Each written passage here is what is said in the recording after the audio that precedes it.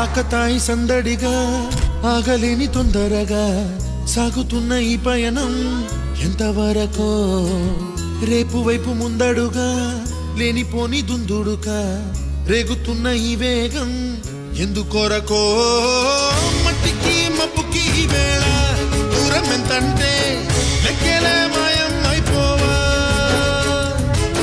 రెండిని ఒకటి చేసేలా తీరమేదంటే